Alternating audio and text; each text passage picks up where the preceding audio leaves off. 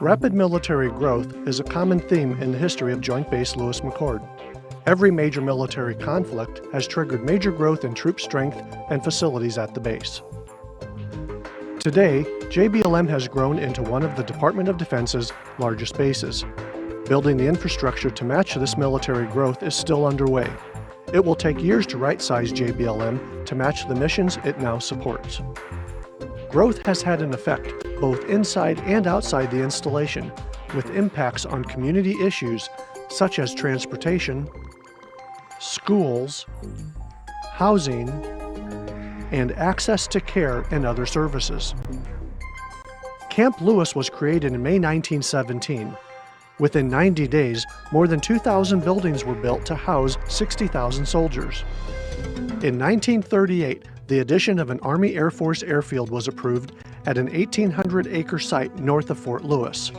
This facility was named McChord Field in July 1940.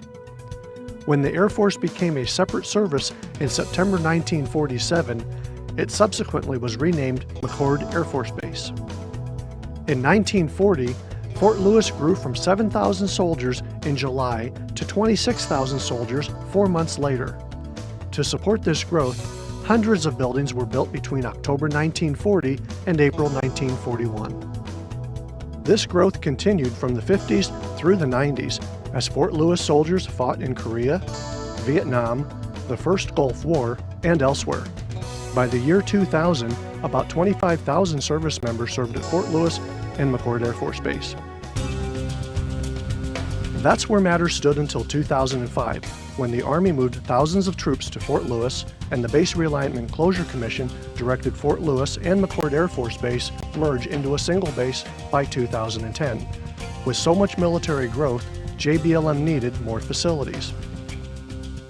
Today, long-term construction requirements are identified and will be completed in accordance with the JBLM Master Plan. Planners, designers, and contractors refer to it before doing construction, demolition, and facility restoration. The master plan creates a single vision that supports multi-service mission needs, plus the needs of JBLM service members, family members, the civilian workforce, and military retirees. The master plan acknowledges JBLM services are spread out over a large area. That's why it creates communities with walkable neighborhoods, identifiable town centers, and connecting streets. It shows how future residents will reach food, gas, shopping, medical facilities, and entertainment services by either walking, bicycling, or driving. Lewis North's town center exemplifies this approach. Its mini mall and gas station, dental clinic, gymnasium, dining facility, and the Warrior Zone are in a centrally located area surrounded by barracks, headquarters, and motor pools. Base-wide, we've divided JBLM into 18 neighborhoods. Each has its own area development plan, or ADP, that guides its future development.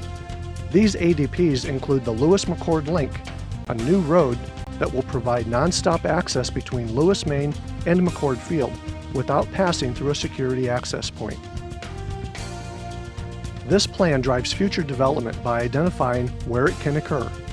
It also identifies what facilities can be repurposed. Using it, planners can review potential expansion areas, available facilities, and then choose a suitable location. Additional growth won't be easy. Recognizing this, the master plan relies on multi-story facilities that use less space by building upwards, not out.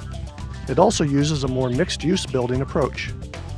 This will allow us to locate a shopette in a residential neighborhood or workspace over retail shopping areas. This approach is essential since JBLM's population has nearly doubled since 2003.